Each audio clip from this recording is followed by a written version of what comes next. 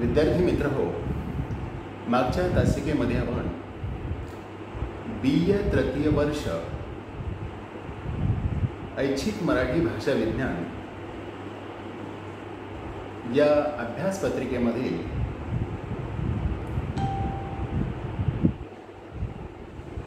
स्वरांचे उच्चारण स्थानानुसार होणारे वर्गीकरण, व्यंजनांचे वर्गीकरण, घोष आणि अघोष व्यंजन, स्वरांचे गुणधर्म, स्वरांचा विनियोग, स्वर्णिम विचार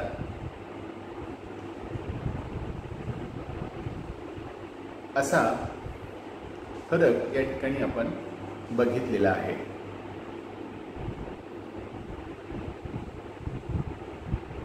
आज आपण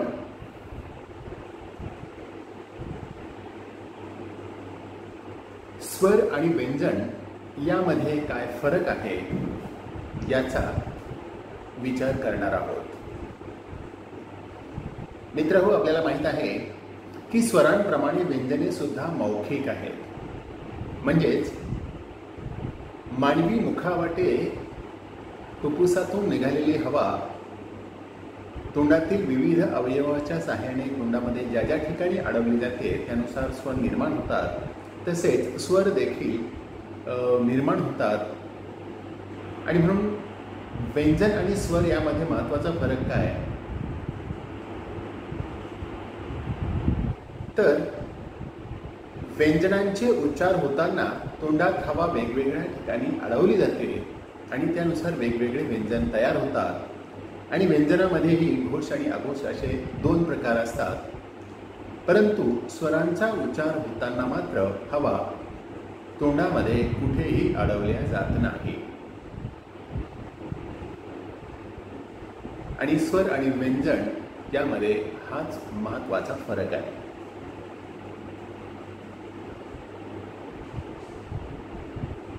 याची व्याख्या आपल्याला अशी करता येईल. ज्या घोष व अघोष स्वरांचा उच्चार तोंडात वेगवेगळ्या ठिकाणी हवेचे रोधन करून केला जातो त्याला व्यंजन म्हणता येईल किंवा म्हणता येते. ज्या घोष व अघोष स्वरांचा उच्चार तोंडात वेगवेगळ्या ठिकाणी हवेचे रोधन करून केला जातो त्याला व्यंजन म्हणावे ही व्यंजनांची व्याख्या आहे. तर व्यंजनांचा उच्चार करण्यासाठी हवा तोंडात वेगवेगळ्या ठिकाणी अडवावी लागत असल्यामुळे व्यंजनांचे उच्चारण स्वरांच्या उच्चाराप्रमाणे लांबवता येत नाही. स्वरांच्या तुलनेने व्यंजनांचे उच्चारण व श्रवण कमी मुखर असते. जसं म्हणता येईल की व्यंजनांचं उच्चारण हे लांबवता येत नाही कारण ती हवा अडवली जाते. परंतु स्वरांचं उच्चारण मात्र हे दीर्घकाळ ठेवता येतं किंवा उच्चारण दीर्घकाळ करता येतं. आणि म्हणूनच स्वरांसारखं व्यंजनांचं उच्चारण लांबवता येत नाही आणि ते श्रवण कमी मुखर असतं. स्वर आणि व्यंजन यामधील फरक दाखविण्यासाठी अक्षर संकल्पना ही वापरली जाते. स्वर आणि व्यंजन यातील फरक दाखविण्यासाठी अक्षर संकल्पना ही वापरली जाते. लिपीतील चिन्ह म्हणजे अक्षर. लिपीतील चिन्ह म्हणजे अक्षर हा अक्षर संकल्पनेचा रूढ अर्थ येथे अभिप्रेत नाही. अक्षर म्हणजे उच्चारणातील झोका किंवा खटका असणारे केंद्र. अक्षर म्हणजे काय? तर इथे लिपी हा रूढ अर्थ या ठिकाणी अपेक्षित नाही. म्हणजेच स्वर आणि व्यंजनांचा फरक दाखवण्यासाठी. तर या ठिकाणी अक्षर म्हणजे काय? तर खटका किंवा झोका असणारं जे केंद्र आहे या केंद्राच्या ठिकाणी उच्चारणाचा तुकडा पडल्यासारखे वाटते. याला इंग्रजीत स्लॅबल असे म्हणतात. स्लॅबल म्हणजे एक झटका किंवा ज्याला खटका असं आपण म्हणतो तो या ठिकाणी अक्षर म्हणून मराठीत आपल्याला वापरायचा आहे. या ठिकाणी उदाहरण असं दिलेलं आहे टाक आणि खा या दोन शब्दांचं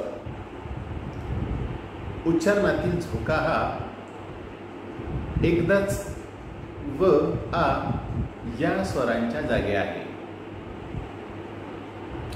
उदाहरणार्थ टाक, ट अधिक आ अधिक क, टाक, टाक, बरोबर. ट अधिक आ अधिक क. तर खा या शब्दांचं उच्चारण किंवा या शब्दातील झटका खा बरोबर ख अधिक आ या शब्दांमध्ये उच्चारणातील झोका एकदाच व आ या स्वरांच्या जागी आहे, म्हणून हे दोन्ही शब्द एकाक्षरी शब्द ठरतात. जननी या शब्दात उच्चारणाचे 3 झोके आहेत. जननी, जननी या शब्दात 3 झोके किंवा झटके आहेत. ते म्हणजे ज अधिक अ अधिक न अधिक अ अधिक न अधिक ई व ते अ अ ई या स्वरांच्या जागी आहेत. उच्चारणातील झोके साधारणतः स्वरांच्या जागी दाखवतात, म्हणून स्वर अद्याक्षरीत असतात असे म्हटले जाते. हा एक फरक या ठिकाणी महत्त्वाचा आपण समजून घेतला पाहिजे की उच्चारणातील झोके हे साधारणतः स्वरांच्या जागी जाणवतात, म्हणून स्वर अद्याक्षरिक असतात असे म्हटले जाते. स्वरांचे उच्चारण हे मुखर असते हे आधीच आपण बघितले आहे. अक्षरस्थानी स्वर असल्यामुळे उच्चारणाची मुखरता अक्षरस्थानी शिखराला पोहोचलेली असते.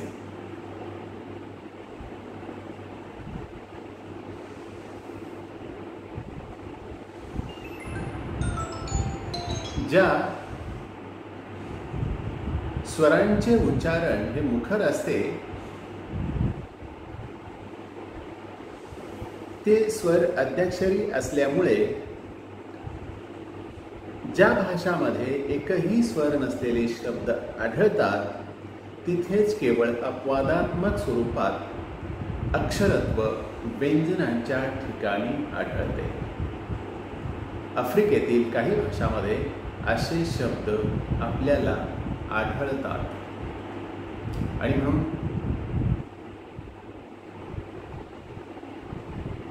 स्वर आणि व्यंजन यामध्ये हा असा महत्त्वाचा फरक जाणवतो.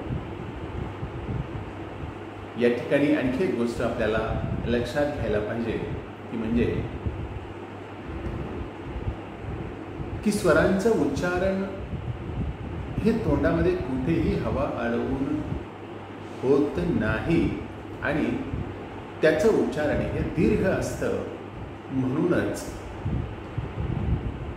स्वरांच्या शब्दामध्ये ज्याला गायन कलेमध्ये सूर म्हणतात अशा सुरांची सुरुवात देखील या स्वरांच्या उच्चारणाने होते आणि म्हणून व्यंजन आणि स्वर यामध्ये हा महत्त्वाचा फरक आहे असं आपल्याला म्हणता येईल. आज आपण